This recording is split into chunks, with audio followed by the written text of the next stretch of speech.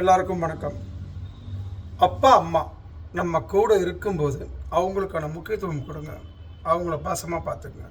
நிறைய பிள்ளைகள் இன்றைக்கி மனைவியோட பேச்சை கேட்டுட்டோ இல்லை மற்றவர்களோட பேச்சை கேட்டுட்டோ சின்ன சின்ன விஷயங்களுக்கு கூட நான் நினைக்கிற மாதிரி நடக்கலை, என்னோடய எண்ண ஓட்டத்துக்கு இந்த மாதிரி இல்லைன்னு சொல்லிட்டு தாய் தந்தையரை கஷ்டப்படுத்துறீங்க.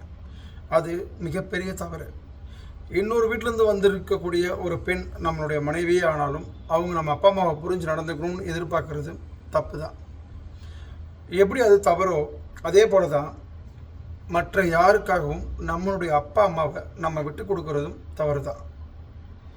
ஏன்னா இன்றைக்கி நம்ம இந்த பொசிஷனில் இருக்கோம்னா அதுக்கு காரணமே நம்மளுடைய அப்பா அம்மா தான். அவங்க இல்லைன்னா நிச்சயமாக நம்ம இந்த பொசிஷனில் இருக்க முடியாது. ஸோ எந்த சூழ்நிலையும் அப்பா அம்மாவை விட்டு கொடுத்து பேசாதீங்க. ஒரு பர்டிகுலர் இப்போ நமக்கு ஒரு 25 வயசு ஆகுதுன்னு வச்சிங்கன்னா நம்ம அப்பா அம்மாவுக்கு ஒரு 55 60 வயசு இருக்கலாம்.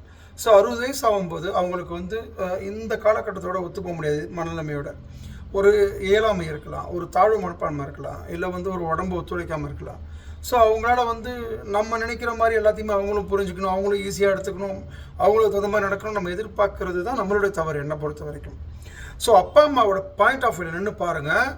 நிச்சயமாக சொல்கிறேன், அப்பா அம்மா இல்லைன்னா நாம் இன்னைக்கு இந்த பொசிஷனில் இல்லை. ஸோ அவங்களுக்கான முக்கியத்துவம் கொடுங்க. எந்த சூழ்நிலையும் அவங்கள விட்டு கொடுக்காதீங்க. அவங்க நல்லா இருக்கும்போதே கூடியமான வரைக்கும் எவ்வளோ முடியுமோ பாசமாக பார்த்துங்க.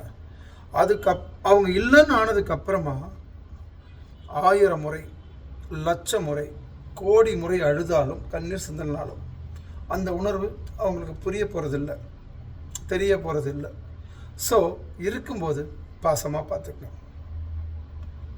அப்பா அம்மாவை பாசமாக பார்த்துக்கிறதுன்றது நம்ம ஒவ்வொரு பிள்ளைகளோட கடமை. அது புரிஞ்சுக்காமல் இருக்கும்போது அந்த தாய் தந்தையோட மன வலி எப்படி இருக்குன்றது நம்ம நாளைக்கு நம்மளுடைய பிள்ளைகள்கிட்ட அனுபவிக்கும் போது தான் தெரியும். ஸோ கூடியமான வரைக்கும் அப்பா அம்மாவுக்கு முக்கியத்துவம் போடுங்க. நன்றி, வணக்கம்.